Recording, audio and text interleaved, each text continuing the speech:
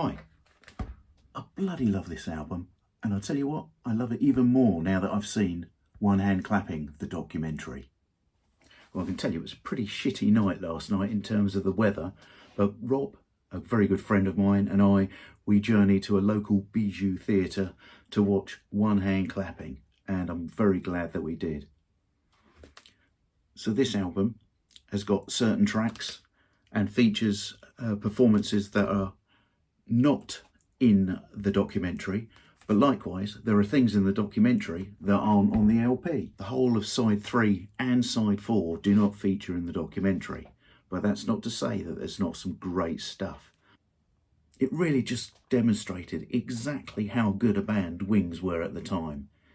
The performances were sharp, concise, pretty close to the recorded versions, and the variety of performances was really quite impressive. How you can have performances that range from soily to babyface within a couple of minutes is quite astounding. And the thing that really hits it for me were his vocal performances. I don't think McCartney ever sounded any better than he's done on these performances. He sounded fantastic. So one thing that we have to remember is that the quality of picture was absolutely horrendous. It is 50-year-old video, so what can you expect? But I guess when it's blown up to that size ratio on a cinema screen, it's going to be what you get. But the most important thing was that the sound quality was absolutely tip-top. I have to say that the editing and putting together of and production of the movie at that time was also none too good, to be honest.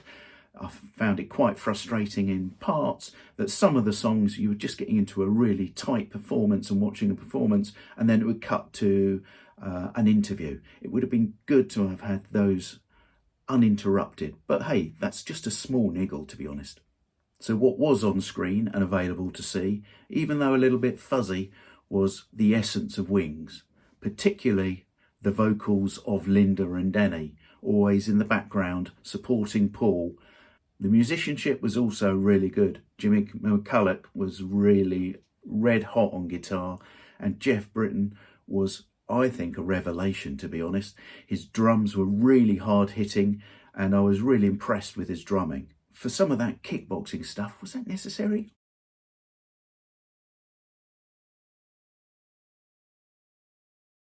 Was it any surprise that he was asked to leave? So the film was introduced by Paul. Good to see him, and he did highlight the sadness in the fact that 3 of the participants in the movie, Linda, Denny and Jimmy McCulloch, were no longer with us. What he also said was what a great noise the band was making at the time, and I couldn't disagree. But the star of the show, as you'd expect, was Paul. His vocal performances were absolutely spot on. I don't think he ever sounded any better than he does in this movie.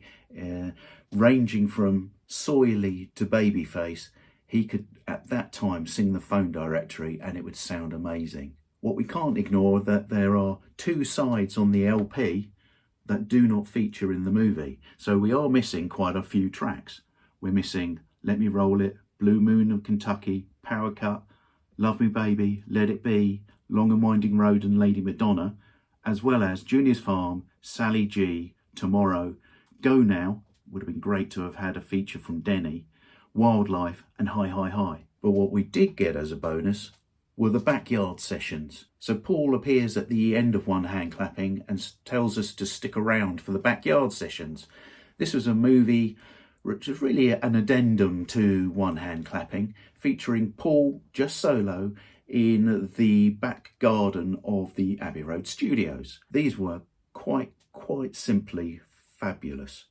The songs featured were beautifully performed. There were a few hiccups, which Paul would acknowledge during the course of the filming, but their songs were great, harking back to some of his favourite rock and roll numbers. Now, the songs appearing on this 7-inch single that accompanied the LP, not all the tracks that are on here feature in the movie, and vice versa. We don't get Blackbird and Country Dreamer, for example, but we do get Sweet Little 16, which was really good, despite Paul fluffing the chords towards the end of the song.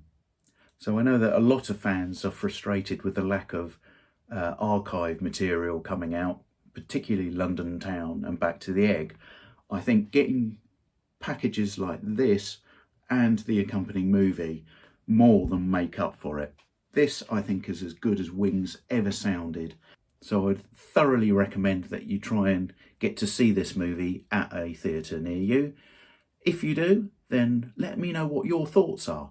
Please leave a comment below. If you can like and subscribe, that would be really appreciated. Until next time, bye for now.